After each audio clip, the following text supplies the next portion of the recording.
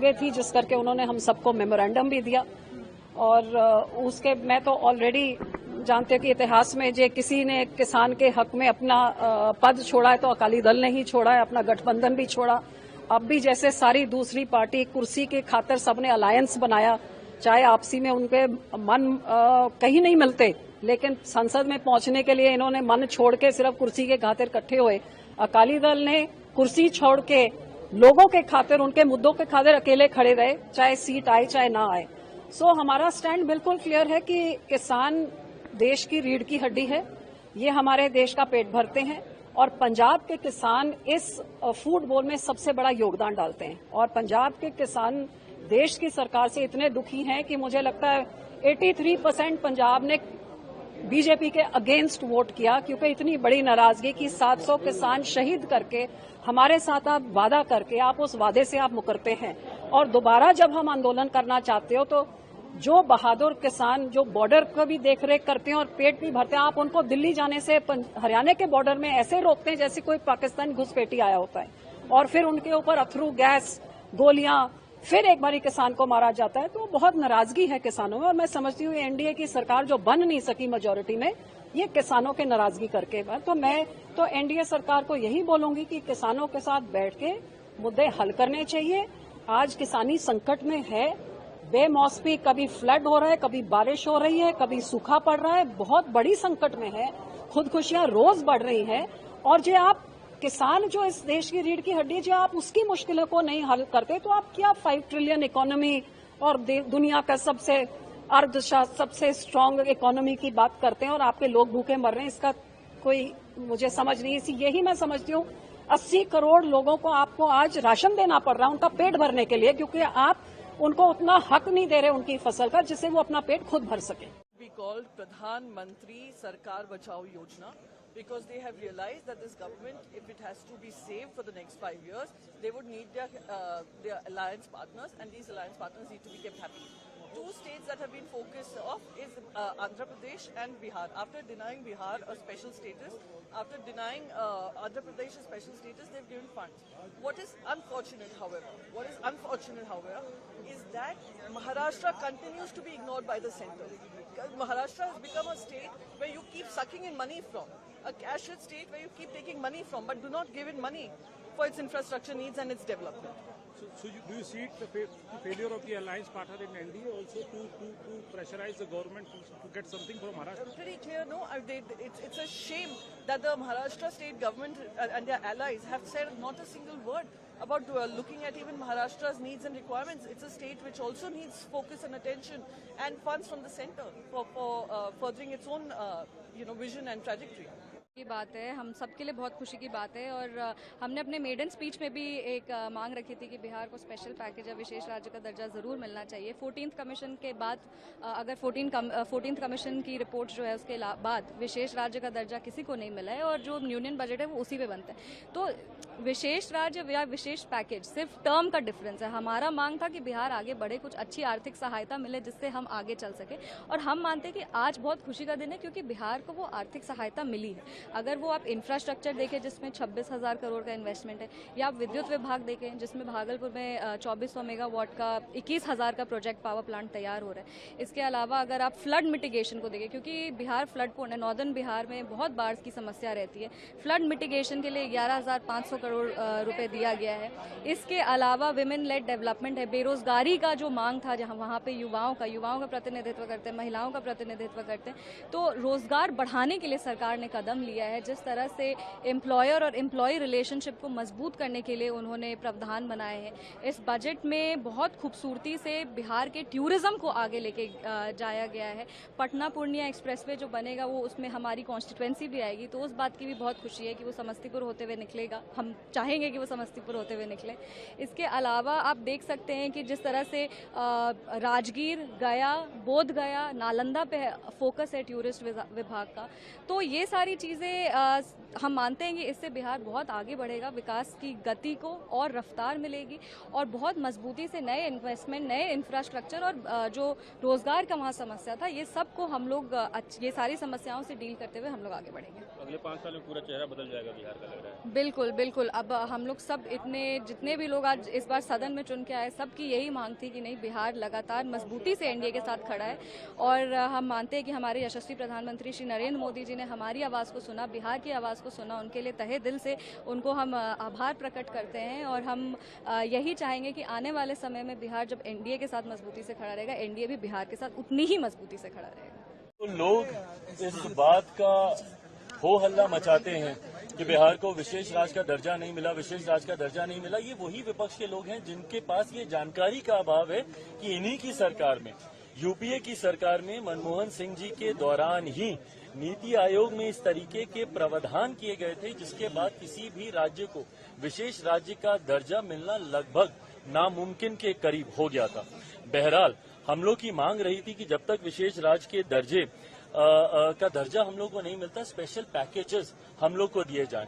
मैं धन्यवाद करूंगा मेरे प्रधानमंत्री आदरणीय नरेंद्र मोदी जी का, मैं धन्यवाद करूंगा हमारी वित्त मंत्री आदरणीय निर्मला सीतारमण जी का कि उन्होंने बिहार को जिस तरीके से स्पेशल पैकेजेस देकर, और मेरे लिए बिहारी होने के नाते खुशी की बात है और मेरी पार्टी लोक जनशक्ति पार्टी रामविलास ने हमेशा बिहार फर्स्ट बिहारी फर्स्ट के विजन के साथ आगे बढ़ने का काम किया है। इस बजट में बिहार फर्स्ट बिहारी फर्स्ट को भी धरातल पर उतारने के प्रावधान दिए गए हैं, जहां एक तरफ इंफ्रास्ट्रक्चर इसमें मजबूती देने का काम किया गया है, वहां पे ब्रिजेस बना के, वहां पे क्या कहते हैं मेडिकल कॉलेजेस की बात हो, वहां पे एयरपोर्ट्स की बात हो। तो जहां एक तरफ बिहार के इंफ्रास्ट्रक्चर को मजबूत किया गया है, वहीं वहां की अर्थव्यवस्था को मजबूत देने के लिए वहां पे अलग अलग राज्यों में गया हो, राजगीर हो, अलग अलग राज्यों में जिस तरीके से टूरिज्म को भी वहां पे बढ़ावा देने के लिए प्रावधान किए गए हैं, जिस तरीके से बाढ़ की एक बहुत बड़ी समस्या जिससे हम लोग हमेशा दशकों से हम लोग परेशान रहे हैं, उसके भी समाधान का जिक्र इस बजट में किया गया है। तो मैं मानता हूं बिहारियों के लिए ये बहुत खुशी की बात है और पूरी बिहार की जनता प्रधानमंत्री जी का धन्यवाद करेगी। बट ओवरऑल भी अगर इस बजट को देखा जाए तो पूरी तरीके से समावेशी बजट है। पिछले 10 सालों में भारत की अर्थव्यवस्था, एक मजबूत अर्थव्यवस्था का लाभ हमारे समाज के हर वर्ग को मिले, युवाओं को मिले, महिलाओं को मिले, किसानों को मिले, मध्य वर्ग के लोगों को मिले, इस बात का ध्यान भी इस बजट में रखा गया है। मैं मानता हूं कि एक बजट ऐसा बजट जो युवाओं से जुड़ी सबसे बड़ी समस्या बेरोजगारी का भी जिक्र करता है। एमएसएमई सेक्टर को जिस तरीके से मजबूती देने की बात की गई है, इसमें एमएसएमई सेक्टर एक रीढ़ की हड्डी है हमारे देश की अर्थव्यवस्था को लेकर। तो मैं मानता हूं कि विकसित भारत के निर्माण में ये एक मजबूत नींव की तरह इस बजट को देखा जा सकता है। आप कह रहे हैं समावेशी बजट है, सारे सांसद जो निकले विपक्ष के वो तो कह रहे हैं आंध्रा बिहार का बजट है, ये सरकार बचाने वाला बजट है। इन लोगों को अगर अपने राज्य में अगर गरीब नहीं दिखते, अपने राज्य में अगर इनको किसान नहीं दिखते, अपने राज्य में इनको मध्य वर्ग के लोग नहीं दिखते, अपने राज्य में इनको महिलाएं नहीं दिखती या युवा नहीं दिखते, तो मैं इनकी सोच के ऊपर कोई टिप्पणी नहीं करूंगा। जब इस वर्ग का जिक्र किया गया तो इस वर्ग से आने वाले हर व्यक्ति, भले वो किसी भी राज्य में रहता हो, उसकी सुविधा का जिक्र किया गया। जब आम आदमी की आमदनी को बढ़ाने का बचाव को जो वो बचत करता है उसको बढ़ाने का जिक्र किया, तो ये हर राज्य के व्यक्ति का जिक्र किया गया। पर अगर इसमें उनको उनके राज्य का जिक्र नहीं दिखता तो ये उनकी सोच हो सकती है। 20,000 करोड़ रुपया लॉट हुए बिहार को, कई सारी ब्रिज है, कई सारे पुल को भी मंजूरी मिल रही है। देखिए, केंद्र सरकार ने बिहार के लिए, विकास के लिए, बिहार के नए उत्थान और बिहार के विकसित बिहार बनाने के लिए एक बड़ा कदम उठाया है। उसमें आज 26,000 करोड़ एक्सप्रेस वे बनाया गया है, बाढ़ से मुक्ति के लिए, नहरीकरण के लिए, युवाओं का, किसानों का, महिलाओं का, गरीबों के कल्याण के लिए बहुत सारी योजनाओं की घोषणा की गई है और इससे बिहार को पूरा लाभ होगा। पूरे देश के अंदर माननीय प्रधानमंत्री ने जो गरीब, युवा, किसान, महिला के लिए कहे थे वह बजट में साफ झलक रहा है और यह बजट भारत को विकसित भारत बनाने, बिहार को विकसित बिहार बनाने का एक बड़ा ही नींव रखा गया। मुख्यमंत्री जी ने भी धन्यवाद दिया। उन्होंने कहा कि जो पैकेज की बात होती थी वो तो है ही, कहीं ना फाइनेंशियल एड भी दिया है उन्होंने। निश्चित तौर पर कांग्रेस के समय में ही विशेष राज्य के दर्जा को इन लोगों ने टेक्निकल रूप से खत्म कर दिया है बिहार जैसे स्टेट के लिए। अब हमारे पास जो विकल्प है कि हम पैकेज के माध्यम से बिहार के अंदर विकास करें और बिहार के अंदर औद्योगिकरण वातावरण के साथ साथ हर क्षेत्र में हमारा विकसित बिहार का स्वरूप झलके। राबड़ी देवी इसे झुंझुना बता रही है इस बजट को जो बिहार को मिला है। उन्हीं के पतिदेव कांग्रेस के साथ 10 साल सत्ता में थे, उसी समय समाप्त हुआ था। अरे इन लोग के करनी कथनी में कहीं समरूपता नहीं है। सदन के अंदर कुछ करेंगे, रोड पर आकर के कुछ बोलेंगे। आज उन्हीं के कारण तो बिहार पिछड़ा है। बिहार की ये स्थिति के लिए वो कम जिम्मेवार नहीं है। पति पत्नी और उनके पुत्र की मानसिकता बिहार के विकास के लिए नहीं, सिर्फ राजनीति और सत्ता में पहुंचने और बैठने के लिए रहती है। आज विकास के लिए देश के माननीय प्रधानमंत्री, वित्त मंत्री जी ने जो दिया है, इनको धन्यवाद देना चाहिए कि बिहार के विकास के लिए केंद्र सरकार जिस उदारता के साथ माननीय मुख्यमंत्री जी के मांग पर मुख्यमंत्री जी को डबल इंजन की सरकार विकसित बिहार के लिए जो कदम बढ़ाया है, हर बिहारी को उसका हृदय से स्वागत करना चाहिए। जो आज जितना लोग बोल रहे हैं, और जब उनकी पार्टी केंद्र में थी, हम तो 10 के बाद से शुरू किए हुए थे। लगातार सब जगह कितना आंदोलन, पटना, दिल्ली, कहाँ नहीं कितना हुआ सब आप जानते हैं। और हम लोग कर रहे थे, लोग जितना काम करवाए उसको देखने के लिए आए, तो हम नहीं कराए। 14 के बाद तो लोग फिर अलग हट गए, तो नहीं कराए कि तुम भी कोशिश किए तो। लेकिन हम इसके लिए लगातार बोलते रहे। और इन लोगों को भी हमने कहा, तो अब एक बात हो रहा था विशेष राज्य का दर्जा पहले से खत्म हो गया है। हम लोगों ने ही कह दिया कि विशेष राज्य का दर्जा दीजिए या विशेष अधिकार के लिए मदद दीजिए, यहाँ के लिए जो जरूरत है बिहार के लिए, क्योंकि बिहार को भी आगे बढ़ना है। तो बहुत कुछ किया है, आप जानते हैं कैसे बुरा हाल था पहले का। जब हम लोग 5 से शुरू किए हैं, नवंबर 5 में, तो जो इतना काम करते हुए अब जहाँ देखिए ना कितना जगह पर जाने का रास्ता बना है, कितना ज्यादा स्कूल बना है, कितना एक एक नए चीजों का निर्माण हुआ है। अब पटना का ही देखिए ना, शाम के बाद कोई बाहर निकलने के लिए जाता था। आज जो घोषणा हुआ उसे आप सुनिए ना, सब कुछ किया गया। तो हम लोगों ने शुरू से कह दिया था ये, या बिहार को विशेष तौर पर मदद करिए इसके लिए। अब उसी में उन लोगों ने कई चीजों का मदद करने का घोषणा कर दिया। तो आप संतुष्ट हैं? कहना था कि भाई असल चीज है कि हम लोगों को जो हम लोग इतना काम कर रहे हैं, तो उसमें अगर केंद्र से बहुत सारे चीजों में और ज्यादा अतिरिक्त मदद मिलेगा तो फायदा होगा। ये तो हो ही रहा है, इसलिए बिना मतलब करोगे। विशेष राज्य का दर्जा जो मांग रहे थे, राज्य का दर्जा का मांग अब खत्म होगा या आगे कंटिन्यू करेगा? हम लोग विशेष राज्य का दर्जा कह रहे थे, और अगर विशेष राज्य का दर्जा बहुत लोगों का था कि पहले से बंद कर दिया गया है इसलिए, तो उसके चलते एक सहायता के लिए बिहार के विकास के लिए मदद होना चाहिए, मदद होना चाहिए बिहार को। तो वो तो करना शुरू कर दिए। आप खुश हैं? अरे हाँ भाई, हम तो ये दोनों चीज कह ही दिए थे, तो एक चीज का तो शुरू हो गया। नहीं, आपने अनाउंसमेंट देखा क्या? अब सड़क बनाने को भी अनाउंसमेंट में लेने लगे आप लोग भी। सड़क, नाली, नलिया, नलका, ये एलोकेशन नेचुरल होते हैं, रूटीन एलोकेशन होते हैं।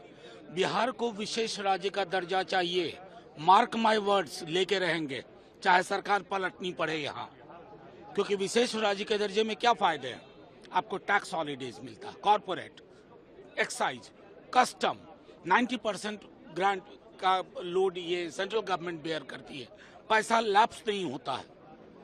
ये सारी चीजें पर्याय नहीं हो सकती ना।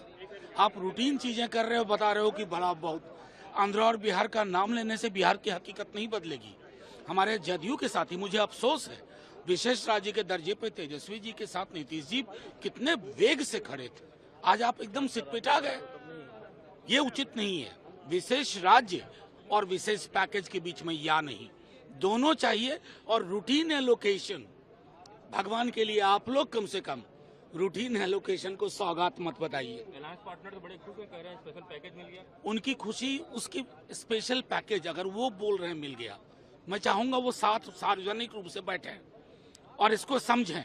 सड़क का एलोकेशन विशेष पैकेज नहीं होता है। अगर इतनी समझ नहीं है ना, सार्वजनिक जीवन छोड़ दें। सर लेकिन उनका ये कहना है कि जो लालू जी का जब शासनकाल था, जब कांग्रेस की यहाँ पर सरकार थी और कांग्रेस की सरकार लालू जी के सहयोग से चल रही थी, उस समय में ये भी पैकेज नहीं मिलता था। नहीं, ये किसने कहा और आपने मान लिया? मतलब कमाल करते हैं। इकोनॉमी का पूल देखिए, उस दौर का साइज देखिए, तब बात करिए। अगर आप लोग उनके कहे को ब्रह्म वाक्य मान रहे हैं तो मेरी बात पर एक काम करिए ना, ANI should host a public meeting जहां डेटा वाइज डेटा बात हो, डेटा पर बात हो। ये हवाबाजी नहीं। बिहार से सिर्फ वोट चाहिए, बिहार को कुछ दीजिएगा नहीं। मतलब इसमें ऑर्गेनिक एम्प्लॉयमेंट जनरेशन के लिए क्या है? ऑर्गेनिक, मैं बार बार कह रहा हूं, ऑर्गेनिक एम्प्लॉयमेंट जनरेशन के लिए क्या है?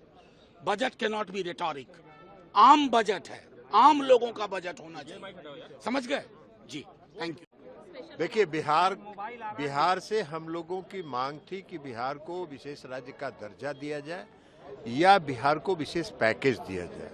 आज जो बजट आया है और माननीय वित्त मंत्री जी ने जो बजट पेश किया है, उसमें बिहार के लिए पैकेज का भरमार है। आप जिस भी क्षेत्र में देखिए, चाहे वो इंफ्रास्ट्रक्चर को स्ट्रेंथन करने के क्षेत्र में हो, चाहे पर्यटन को विकसित करने के क्षेत्र में हो, चाहे सिंचाई के क्षेत्र में हो, हर क्षेत्र में योजनाओं का भरमार है। तो इसलिए बिहार को आज इससे ये योजनाओं के लागू हो जाने के बाद बिहार के विकास का दर और बढ़ेगा। बिहार वैसे ही दोहरे विकास दर के साथ पिछले कई वर्षों से है और इसलिए बिहार का विशेष और बढ़ेगा, बिहार का विकास और होगा। लेकिन सर, राबड़ी देवी जी कह रही कि झुंझुना थमा दिया गया और राबड़ी देवी जी का तो बजट पर भी प्रतिक्रिया दे रही हैं। दस्तखत तो कितना लंबा करती हैं वो, कभी उनका दस्तखत भी देख लिया कीजिए। तो अब बजट जैसा चीज उनको कहाँ समझ में आएगा। माननीय प्रधानमंत्री नरेंद्र मोदी जी का अभिनंदन, वित्त मंत्री निर्मला सीतारमण जी का अभिनंदन। ये भारत के विकसित भारत होने के मार्ग को और मजबूत करेगा। सबसे बड़ी बात यह है कि एम्प्लॉयमेंट के लिए, रोजगार के लिए जो इसमें व्यापक रोड मैप बनाया गया है वो बहुत अभिनंदनीय है। हम सब बहुत खुश हैं और विशेष रूप से जो बिहार की चिंता की गई है, क्या बोधगया, क्या नालंदा, क्या विष्णुपद मंदिर, क्या नेशनल हाईवे, क्या बाढ़ के रोकने के उपाय, तो बिहार का विकास देश के विकास के साथ जुड़ा हुआ है, हम हमेशा कहते हैं। तो आज जो चिंता की गई है उसके लिए बहुत अभिनंदन। आंध्र प्रदेश की भी की गई है, देश के लिए भी की गई है। और पूरे पूर्वोत्तर भारत के जितने बाढ़ से प्रभावित होते हैं, नेपाल से नदियां आती हैं, वहां कुछ होता नहीं है, तो सबकी सोच सार्थक, सर्वस्पर्शी, सर्वग्राही विकसित भारत की ओर ले जाने वाला। खास क्या है? खास रोजगार के लिए अनेक योजनाएं हैं, स्किलिंग के लिए योजनाएं हैं, मध्य वर्गीयों की सशक्तिकरण हो, विशेष करके उनकी जिंदगी में और सहूलियत आए, उसके लिए अनेक योजनाएं हैं। और देश की, कोई भी देश की अर्थनीति की मजबूत स्तंभ उस देश की MSME होता है। इस बजट में ये चारों सेक्टर के लिए, एम्प्लॉयमेंट, स्किलिंग, MSME और मिडिल क्लास, ये 4 फोकस एरिया है। इस बजट में पहली बार 11.11 लाख करोड़ रुपया की कैपिटल स्पेंडिंग हुई है। इस बजट में रोजगार, शिक्षा, स्किलिंग के लिए 1,48,000 करोड़ रुपया की वित्तीय प्रबंधन किया गया है। इस बजट में अनेक दिनों से जो हम लोग पूर्व भारत से आते हैं, उन लोगों की एक अपेक्षा रहती है, हमारी मेहनत से देश की अर्थनीति चलती है, कब हमारे गांव में देश की अन्य हिस्साओं की, अन्य इलाका की तुलना में हमारे भी विकास होगा। इस बार पूर्वोदय की कल्पना को बजट में स्थान देके माननीय प्रधानमंत्री जी की जो आश्वासन था, जो दायित्व था पूर्वी भारत के प्रति, उन्होंने पिछले 10 साल से अनेकों कदम उठाए हैं, लेकिन इस बार बजट में पूर्वोदय एक कल्पना देके उसको एक मजबूत कदम उसके ओर बढ़ाया गया है। बिहार, झारखंड, बंगाल, उड़ीसा, आंध्र, ये सब इलाका में ढांचागत स्पेंडिंग बढ़े, वहाँ की इंफ्रास्ट्रक्चर बढ़े, इसके ऊपर जोर दिया गया है। इस बजट में प्रधानमंत्री आवास योजना को महत्व दिया गया है। मुद्रा लोन में जो सेकेंड लेवल है उस पर जोर दिया गया। उसमें देश की अर्थनीति ट्रिकल डाउन इम्पैक्ट की तरफ नीचे, अर्थनीति के जो एकदम नीचे पायदाने पे जो स्टेक होल्डर है वो भी उसकी लाभार्थी हो पाएगा, उसको और मजबूती से आगे जा पाएगा। अनेक टैक्स की सहूलियत दी गई है। ये सारे को मैं तुलना करूं, इस बजट देश में नया रोजगार सृजन करेगा। Next generation skilling, upskilling, reskilling की कल्पना इस बजट में की गई है। 1000 ITI को देश की इंडस्ट्री के साथ मिलके 21st सेंचुरी रिक्वायरमेंट के लेवल पे उसको तैयार किया जाएगा। एजुकेशन लोन, स्किल लोन, अनेक युवा हितैषी कार्यक्रम इस बजट में लाया गया है। लेकिन विपक्ष का कहना है कि ये जो बजट है ये बिहार आंध्रा सेंट्रिक बजट है और नंबर 2 की सरकार बचाने वाला बजट है। ये बजट देश की मध्यवर्गीयों के लिए है। ये बजट देश की, क्या प्रधानमंत्री आवास योजना सिर्फ बिहार और आंध्र में बनने वाला है?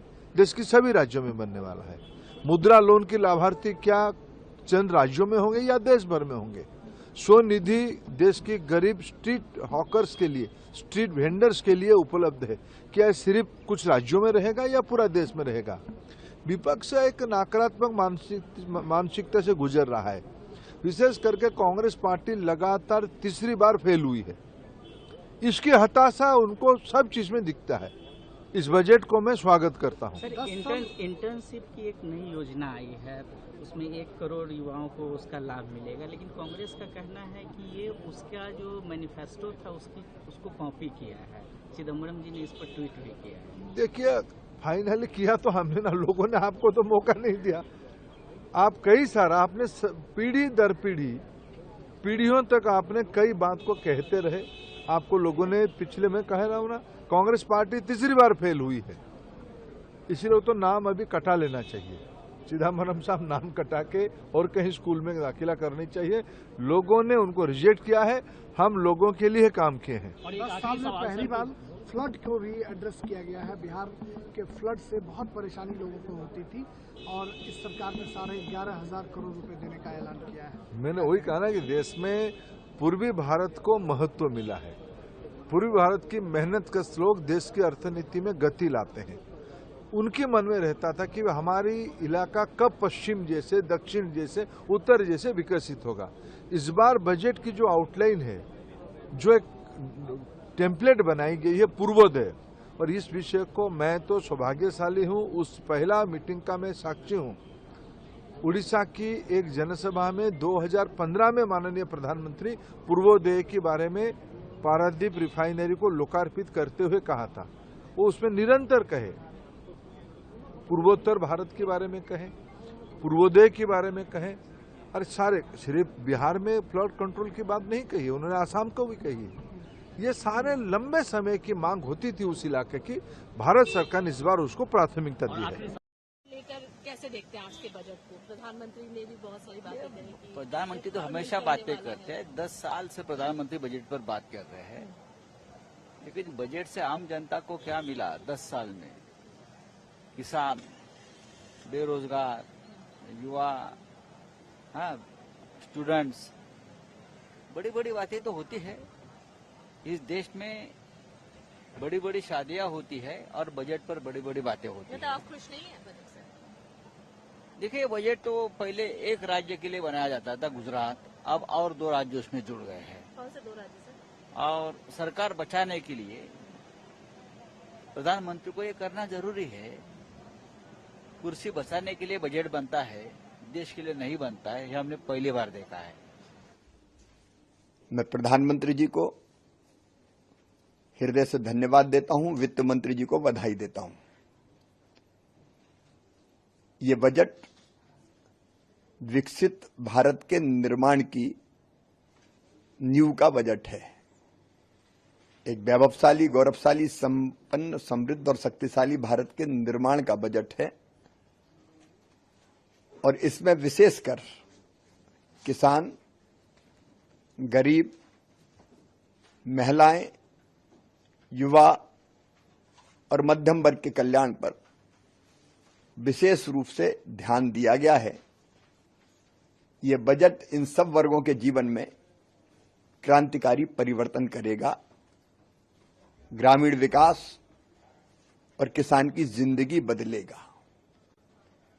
किसान की दृष्टि से अगर देखें तो इसमें सभी पक्षों पर ध्यान दिया गया है। उत्पादन बढ़ाना, क्योंकि लाभ तब होगा जब उत्पादन बढ़ेगा। उसके लिए फल, सब्जी और अनाज की 109 नई वैरायटी बीज की वो जारी की जाएगी, जो जलवायु अनुकूल होगी और ग्लोबल वार्मिंग के इस खतरे में चाहे ज्यादा तापमान हो या कम पानी हो, अच्छा उत्पादन देंगे। न केवल उत्पादन बढ़ाने की बात है, अपितु लागत घटाने के प्रयत्न भी इस बजट में हैं। किसान को किसान क्रेडिट कार्ड हो या सस्ता ऋण हो उस पर, उसके कारण किसान की लागत घटेगी। प्रधानमंत्री किसान सम्मान जैसी योजना से जो छोटे और सीमांत किसान हैं उनकी लागत में कमी आएगी। इनपुट डालने का मौका इस राशि से उनको मिलेगा, लेकिन उत्पादन के ठीक दाम देने के लिए एमएसपी पर खरीदी सुनिश्चित की गई है। और अभी अभी जो हमने खरीफ की 14 फसलों की एमएसपी जिन दरों पर होगी, वो एमएसपी की दरें हमने जारी की थी। इससे किसान को ठीक दाम मिलना सुनिश्चित होगा, किसान को ठीक दाम मिलेंगे। लेकिन इसके साथ साथ इस बजट में एक बात पर विशेष रूप से ध्यान दिया गया है, उत्पादन की लागत घटाने पर। और उत्पादन की लागत घटाने के लिए और आने वाली पीढ़ियों के लिए सुरक्षित धरती बची रहे,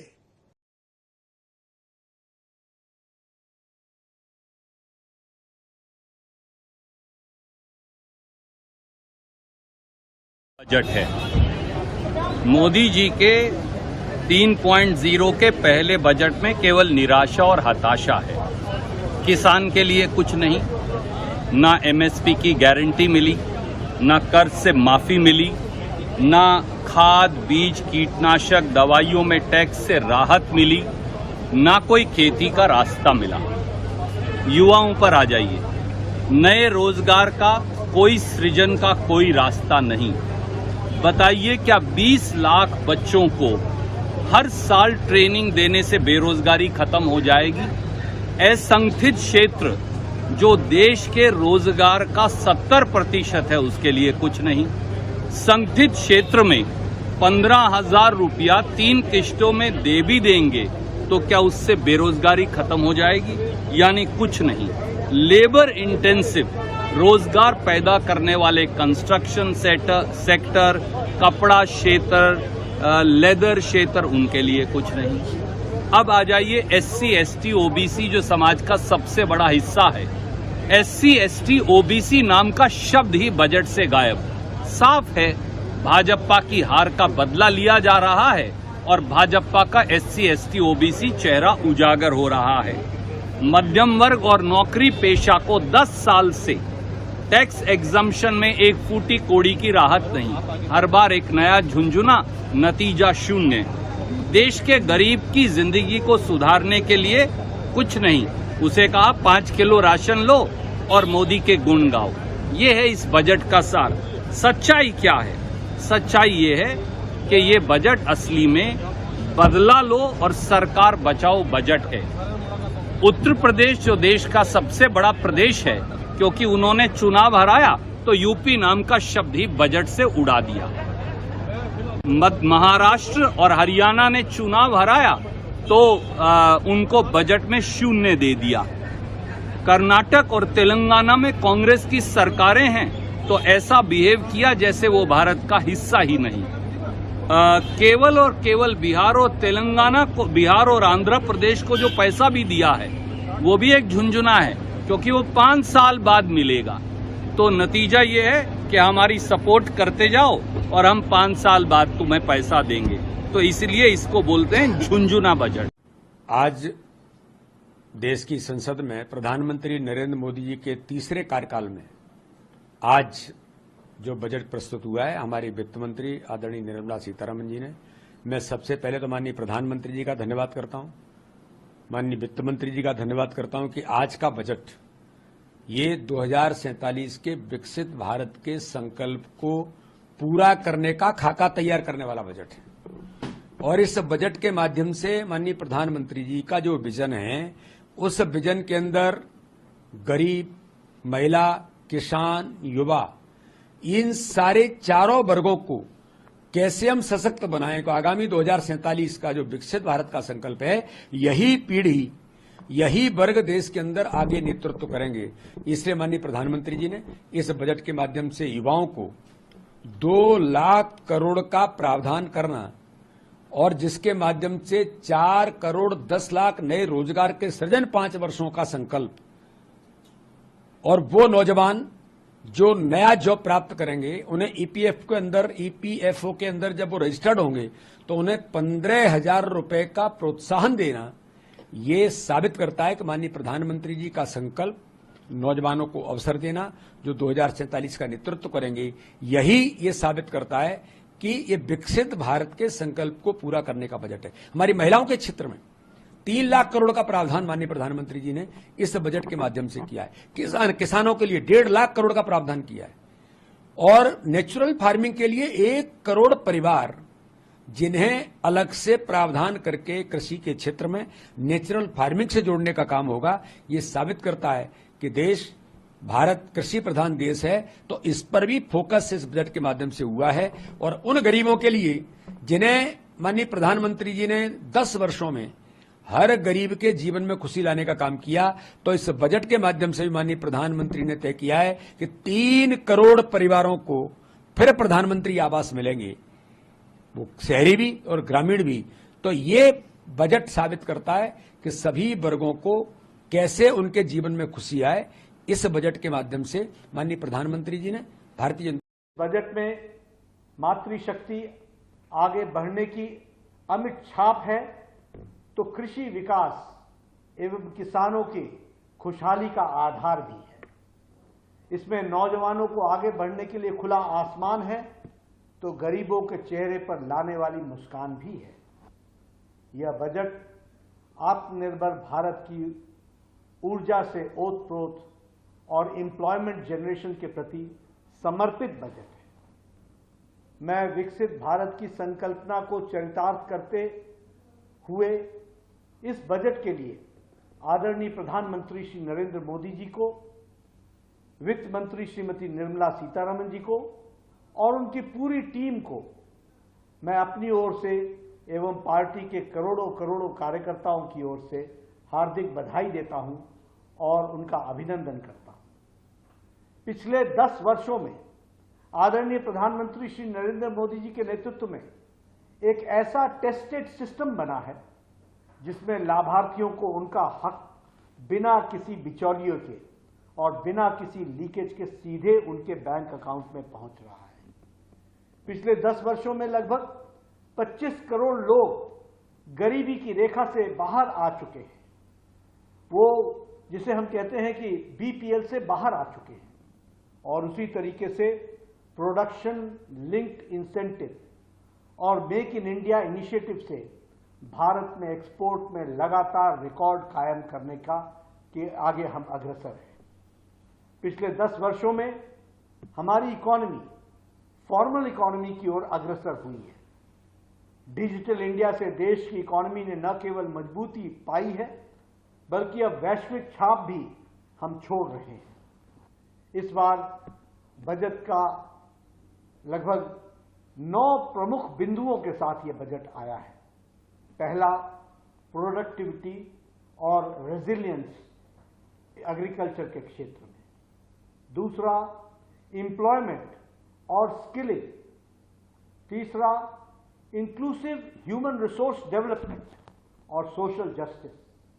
चौथा, मैन्युफैक्चरिंग और सर्विस सेक्टर को बढ़ावा देना। पांचवा, अर्बन डेवलपमेंट।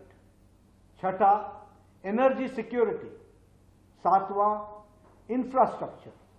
आठवां, इनोवेशन, रिसर्च और डेवलपमेंट। और नौवां है नेक्स्ट जनरेशन के लिए रिफॉर्म्स को लाना।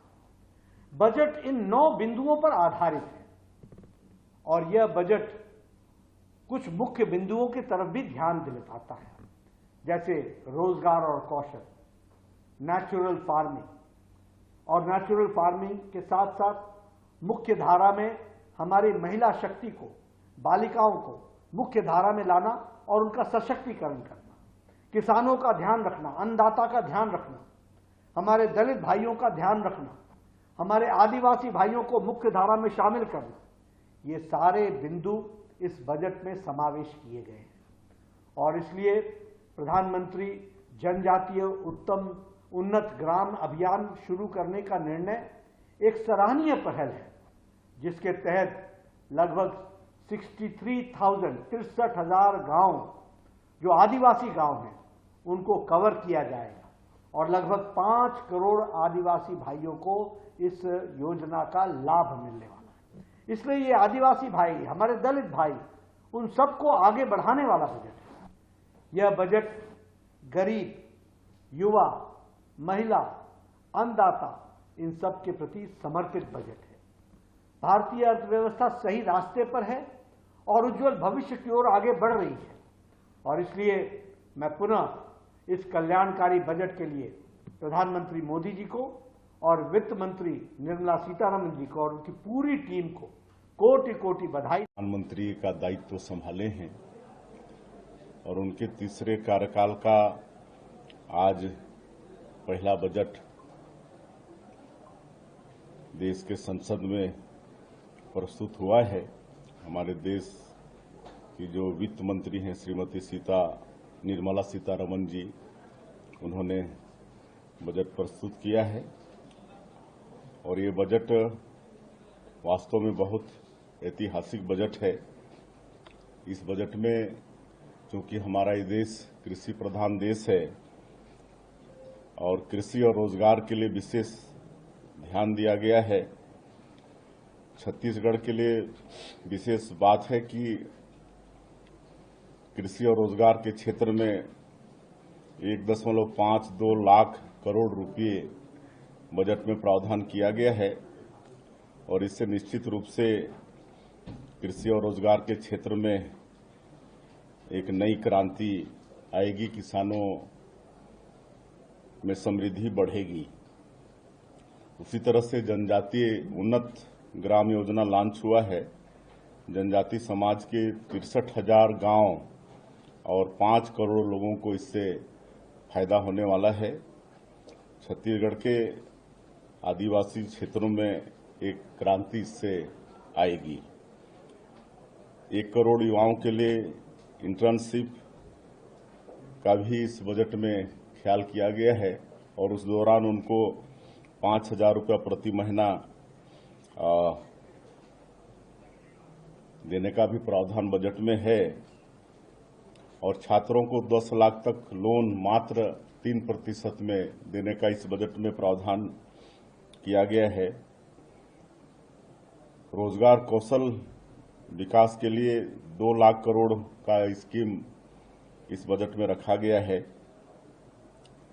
और 2.66 लाख करोड़ ग्रामीण विकास के लिए इस बजट में प्रस्ताव है। इससे निश्चित रूप से गांव, गरीब, किसान, मजदूर का भला होने वाला है और कुल मिलाकर ये बजट आने वाला 2047 तक इस देश को विकसित भारत के रूप में खड़ा करने का ये बजट है।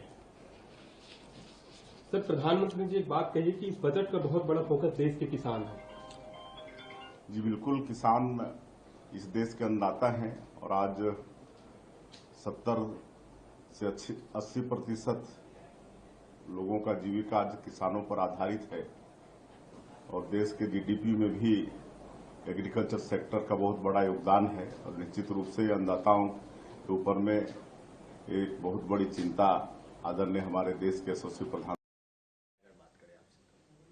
सबसे पहले तो मैं हमारे परम आदरणीय प्रधानमंत्री जी को विशेष रूप से धन्यवाद देना चाहता हूं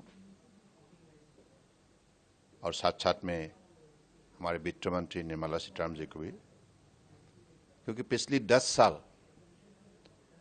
परम आदरणीय प्रधानमंत्री जी के नेतृत्व में हमारे पोर्ट शिपिंग वाटरवेज इस मंत्रालय ने जो भी सफलता प्राप्त की है, यह संभव इसलिए हुई है क्योंकि परम आदरणीय प्रधानमंत्री जी ने देश की विकास यात्रा को तेज गति से आगे बढ़ाने के लिए नई नई कदम उठाने लगे और उनकी दिशा निर्देश के जरिए जो भी कार्यक्रम प्रस्तुत की गई थे, उस कार्यक्रम को सफल रूप दी गई है, जिसके वजह से आज इस मंत्रालय ने देश की विकास के सिलसिले में भी महत्वपूर्ण योगदान देने में सफलता प्राप्त की है। और इस बार भी बजट में आज शिपिंग इंडस्ट्री को और क्रूज इंडस्ट्री को भी बढ़ावा देने के लिए जो भी वित्त मंत्री जी के जरिए आज बजट में उल्लेख की है, ये स्पष्ट है कि अगली 25 साल में अमृतकाल जो विजन है, इस विजन के जरिए हम चाहते हैं कि भारत शिपिंग इंडस्ट्री के सिलसिले में दुनिया की टॉप 5 देश में से एक बने और उसी लक्ष्य को पूरा करने के लिए आज जो भी रूट मैप स्पष्ट रूप से बनी गई है, शिपिंग इंडस्ट्री का ओनरशिप, लीजिंग, फाइनेंसिंग, इस विषय पर जो रिफॉर्मेटिव इनिशिएटिव लेने का आज ऐलान वित्त मंत्री जी ने जो की है, इसके जरिए हमारी देश में अगले दिनों में शिप बिल्डिंग और शिप रिपेयर का काम बड़े तेज से ये आगे बढ़ेगा और जिससे लाखों युवाओं